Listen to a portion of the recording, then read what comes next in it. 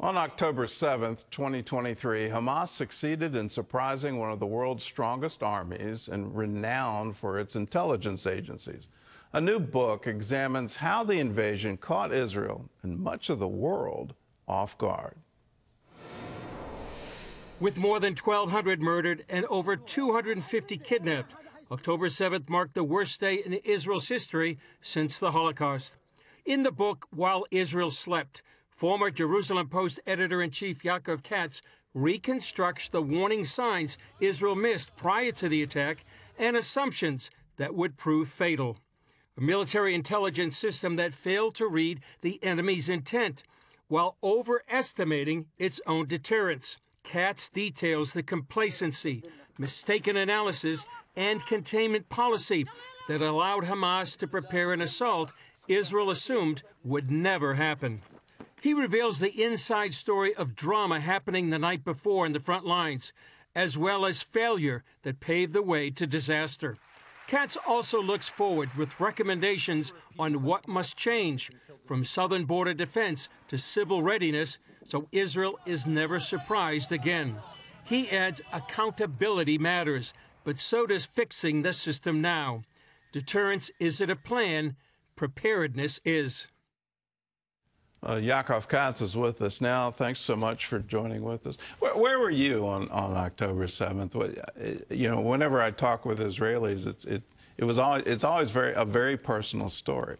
It's a personal story for a country that each and every person still has some trauma that they carry with them.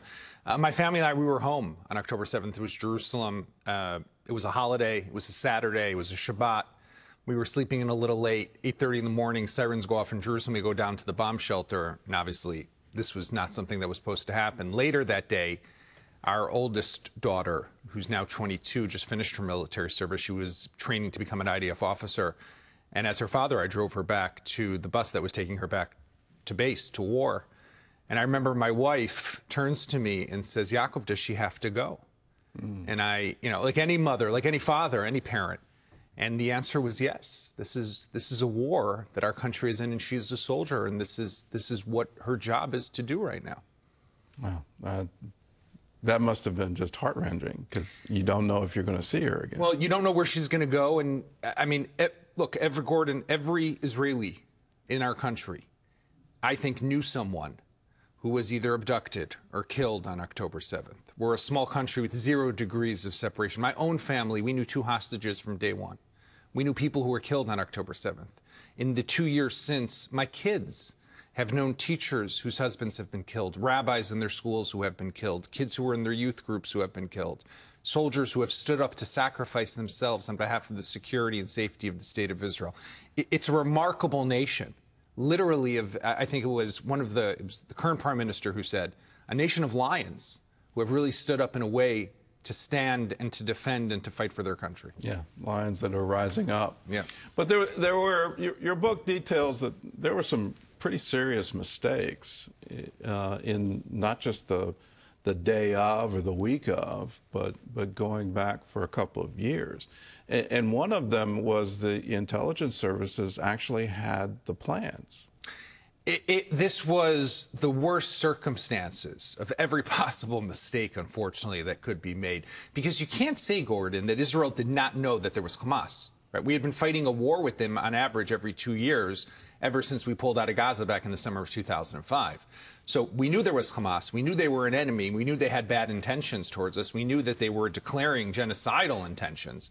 So how is it that we didn't think that we needed to go and get the job done and take care of them while they were still weaker before they grew into this monster that exploded into our country back on October 7th? And I think that's the real question, because when we look to the future, we have to ask ourselves, can this happen again? So maybe it won't happen with Gaza in the near future, but it could happen again because Israelis want quiet. They want to live. They want to have a good life. And containment, if that's an option, might come back on the table. So when we looked at what happened, not only was there a flurry of activity in the 24 hours preceding, intelligence alarm bells going off in the offices of the intelligence agencies indicating that something was happening. So there was information. They just didn't have the imagination to understand what it was and to put the pieces together. But even the plans of Hamas 2 years earlier, intelligence analysts had drafted a plan that described almost one-to-one what was going to happen. The plan's name was Jericho Walls, named for the biblical city of Jericho, whose walls came tumbling down, similar to what eventually happened to the barrier that Israel had built along the border with Gaza. And you know what was crazy? Was that Israel's defense minister, on October 7th, Yoav Gallant, former IDF general, never saw the plan until 5 weeks into the war. How did it not make its way to his desk? And I think for all those reasons and much more, we have to study, we have to learn, we have to better prepare, because there will be more strategic surprises in the future. Well, Hamas seemed to know exactly what the defenses were, exactly how to cut through, and within moments of the attack had literally blinded the IDF. And was there an over-reliance on the tech? There was 100% coordinated over-reliance on technology. We're all familiar with Iron Dome, right? It can swat missiles out of the sky like a mosquito. In 2014, when Hamas started entering Israel with tunnels and killed Israeli soldiers during an operation back then, so what did Israel do? No problem, we'll build a wall. We built an underground wall. We created a system to detect when they were digging tunnels across the border. How many people crossed into Israel on October 7th in a tunnel? 0. They came across the barrier. They came across the ground. And the way they did this, it was a very low-tech operation, but highly sophisticated. They studied the IDF. They understood how the military deploys. They understood what happens when they fire barrages of hundreds and thousands of rockets, as they did in the morning at 6:29 a.m. when they started that barrage. The Israeli soldiers, even in the frontline positions, go into the safe areas, and then they made a mad dash for the border, blew holes. Drones dropped explosive devices on cameras. And the first place they went was to those frontline positions to blow up the communications. So what did you have? You had an IDF force along the border, not small, but they could not see, they could not hear, they couldn't talk to Tel Aviv to call up reinforcements, and they're now fighting for survival in their own bases because they're bogged down because Hamas is in there massacring, killing, and eventually taking hostage as well. Let's talk about the female observer unit. Here they're watching highly unusual activity. They're trained to identify it. They're reporting it up their chain of command. Yeah, I think I had this illusion that somehow Israel was this egalitarian society, the nation that had produced Golda Meir, and women were part of the military and military structure and were honored and respected. But their commanders actually threatened them with court-martial if they continued to report. Yeah. So these soldiers, these female soldiers, in Hebrew we call them tatzpitaniot, like you said. They're the observers. I can't pronounce that. They sit in front of these screens, and they literally watch. Everyone has an area of operations along the border. The joke was, and I've been to these bases a number of times, the joke was if a bee flies by, they'll pick up on it. And their job is to see if you have a brush here and the next day it's there, why'd it move? What happened? Maybe there's a tunnel now, a rocket launcher. And in the months preceding October 7th, they're noticing a lot of changes. They're noticing extra training on the border. They're noticing more senior Hamas commanders coming and looking into Israel. They're seeing things, and they're reporting this back to their commanders. And their commanders are saying to them, you don't understand. You're a low-level soldier. Keep doing your job. If we need something, we'll let you know. And the reason was, I think, people have claimed sexism, and that could be part of it. But I think it was much more than that. What was at play here was that what they were saying didn't fit the narrative. Because the narrative in Israel was that Hamas did not want war. Hamas was deterred. Hamas wanted to keep getting the Qatari cash. Remember, Qatar was sending $30 million every month to Hamas. Hamas was being allowed, Gaza was being allowed to bring 20,000 workers into Israel every day to work. So what do you mean? Yeah, we see what you're saying, but that's not what's happening. The policy of containment, what we call in Hebrew the conceptia, the concept or the paradigm through which we looked at everything, that lens, it just didn't fit, so it was dismissed and pushed aside.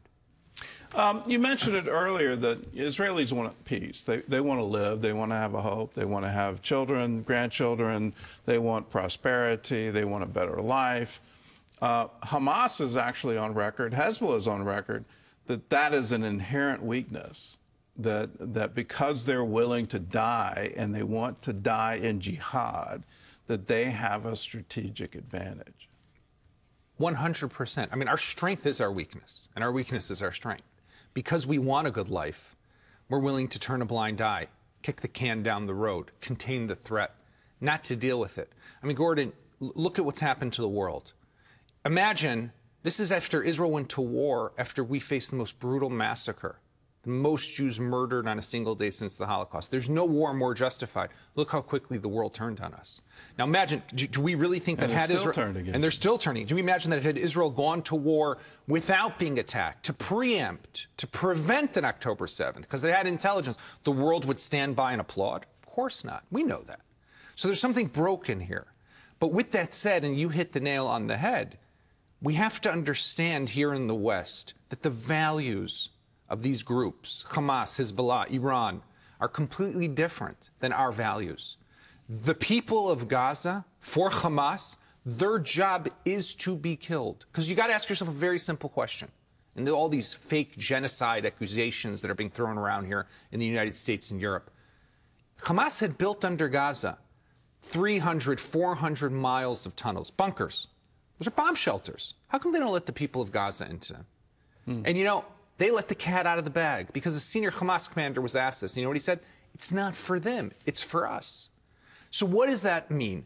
The people of Gaza are meant to stay on top. They, the Hamas terrorists and commanders, go underground from where they operate and plan and orchestrate their attacks and launch their rockets.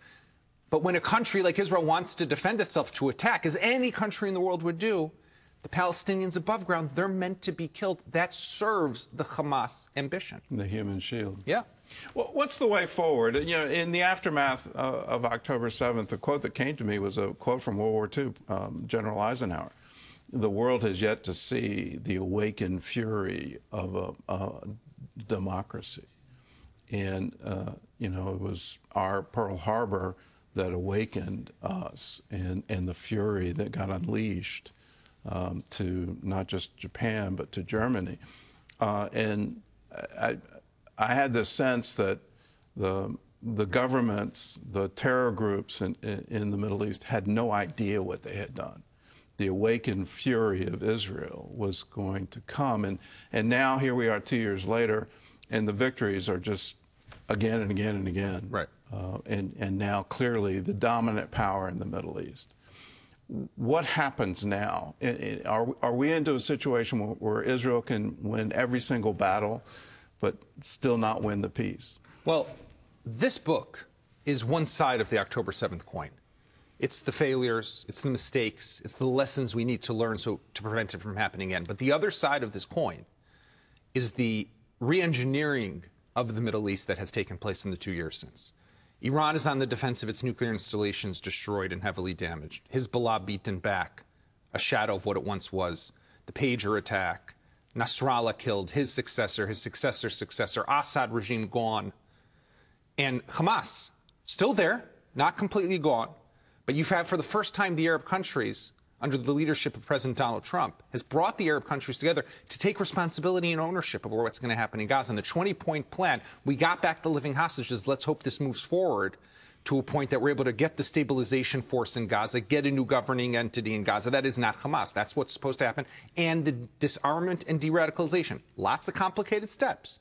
But if it goes forward, we have a new reality in the Middle East with huge opportunity. Normalization with Saudi Arabia. Maybe with Lebanon and Syria. I mean, so where we go from here, and of course with Iran, we got to keep the pressure on top of them to prevent them from rebuilding their nuclear program. America's involvement in that operation, the 12-day war in June, of biblical proportion. So I'm actually optimistic when I look to the future.